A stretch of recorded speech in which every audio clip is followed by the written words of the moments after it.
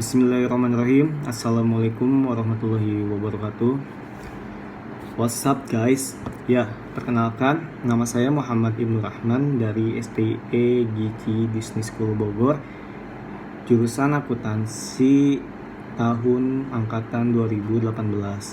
Saya akan berbagi ilmu pengetahuan tentang Good Corporate Governance yang biasa disingkat GCG. Semoga ini bisa menambah ilmu pengetahuan ataupun referensi kawan-kawan semua. Untuk penjelasannya, mari kita simak. Oke, yang pertama, latar belakang munculnya GCG tersebut. GCG atau biasa disebut Good Corporate Governance itu dapat diistilahkan itu sebagai tata kelola perusahaan yang baik, seperti itu. Yang kedua, kita akan membahas tentang pengertian GCG.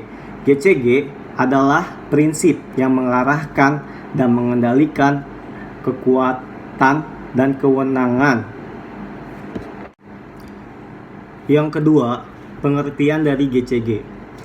GCG adalah prinsip yang mengarahkan dan mengendalikan perusahaan agar mencapai keseimbangan antara kekuatan serta kewenangan perusahaan dalam memberikan pertanggungjawabannya kepada shareholder khususnya dan stakeholder pada umumnya.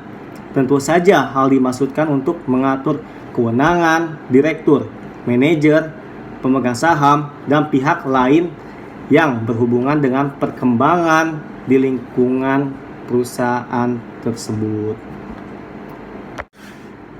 Yang ketiga, kita akan mengetahui GCG dalam berbagai perspektif. Yang pertama, GCG dalam perspektif pengetahuan merupakan kemampuan perusahaan melakukan serangkaian kegiatan pengelolaan pengetahuan untuk mengelola usaha melalui pembentukan struktur, mekanisme, dan hasil usaha dalam rangka menciptakan nilai tambah secara etika dan bermartabat. Yang kedua, corporate governance dalam perspektif Islam atau dapat diistilahkan dengan Islamic corporate governance senantiasa mengaitkan segala konsep dan tingkah laku dalam tata kelola bisnis dengan hal-hal yang bersifat transendental dan imanen.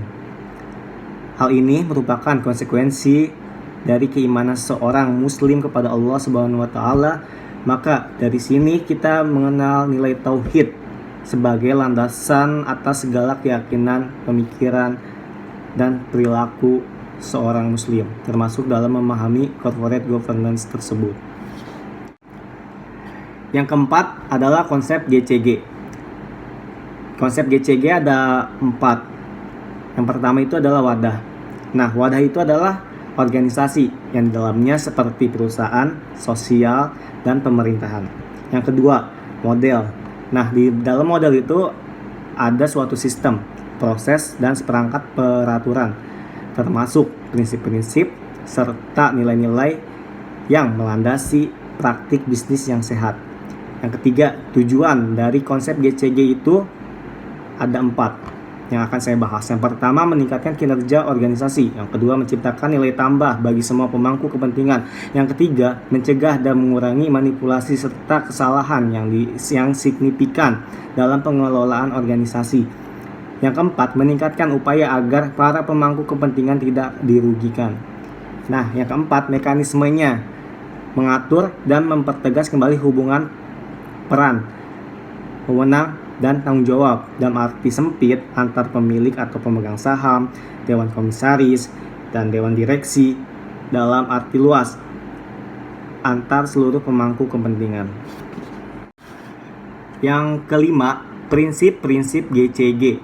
Prinsip yang dikemukakan oleh NCG atau yang disebut dengan National Committee on Governance tahun 2006 lalu hampir sama dengan yang diungkapkan Menteri Negara BUMN sesuai dengan keputusan nomor Kep/117/M/MBU/2002 tentang penerapan GCG. Ada 5 prinsip GCG, yaitu 1. Perlakuan yang setara atau fairness. Yang kedua, prinsip transparansi. Yang ketiga, prinsip akuntabilitas.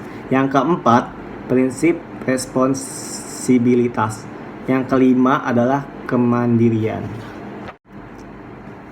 Yang keenam, kita akan membahas tentang manfaat dari GCG tersebut. Menurut Indra Surya dan Ipan Yustiavandana mengatakan bahwa tujuan dan manfaat dari penerapan GCG adalah ada 5. Yang pertama, memudahkan akses terhadap investasi domestik maupun asing.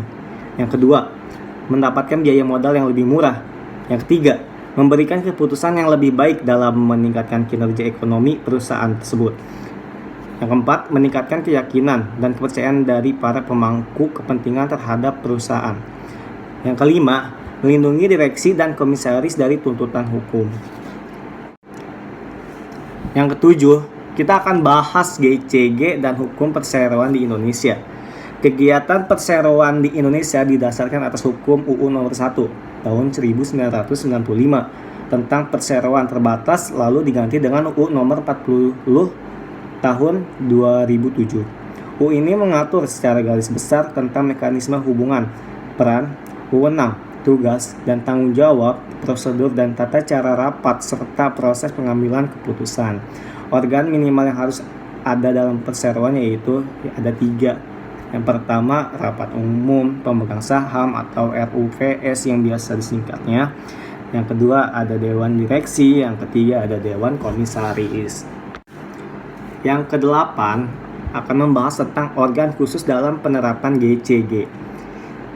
Menurut Indra Surya dan Ipan Yustiavandana tahun 2006 menyebutkan paling tidak diperlukan 4 organ untuk melengkapi GCG, yaitu yang pertama, komisaris yang independen. Yang kedua, direktur yang independen. Yang ketiga, komite audit. Yang keempat, sekretaris perusahaan. Yang kesembilan, kita akan membahas tentang GCG dalam badan usaha milik negara atau yang bisa kita sebut dengan BUMN. Rendahnya kinerja BUMN serta mengingat modal yang telah disetorkan pada BUMN oleh negara itu sangatlah besar, maka pemerintah melalui Kementerian Negara BUMN mewajibkan semua BUMN menerapkan GCG tersebut. Tujuan GCG yang diatur dalam pasal 4 itu ada 5. Yang pertama itu memaksimalkan nilai BUMN. Kedua, mendorong pengelolaan BUMN. Yang ketiga, mendorong agar organ dalam membuat keputusan dan menjalankan tindakan. Yang keempat, meningkatkan kontribusi BUMN. Yang kelima, menyukseskan program privatisasi. Yang ke-10, kita akan membahas tentang GCG dan pengawasan pasar modal di Indonesia. Keberadaan pasar modal ditentukan oleh lembaga-lembaga dan unsur penunjang pasar modal, antara lain ada 10 nih. Yang pertama, Badan Pengawas Pasar Modal dan Lembaga Keuangan. Yang kedua, Bursa Efek. Yang ketiga, Lembaga Clearing. Yang keempat, Emiten. Yang kelima, Underwriter. Yang keenam, investor atau calon investor. Yang ketujuh, akuntan publik. Yang kedelapan, notaris. Yang kelima, konsultan hukum. Dan yang ke-10 itu konsultan keuangan. Yang ke-11, GCG perbankan di Indonesia.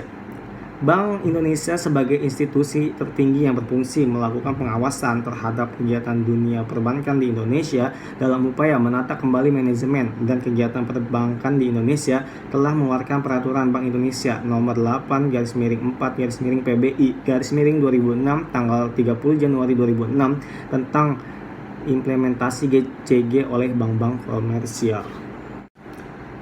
Semoga dari 11 poin yang saya sampaikan tentang GCG tersebut dapat bermanfaat khususnya bagi saya.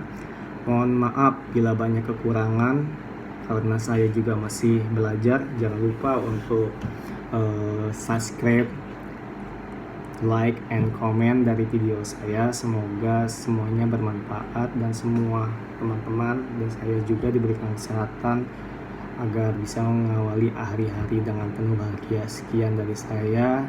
Wabillahi taufiq wal hidayah. Assalamualaikum warahmatullahi wabarakatuh. Sampai jumpa kembali di video berikut saya, guys. See you.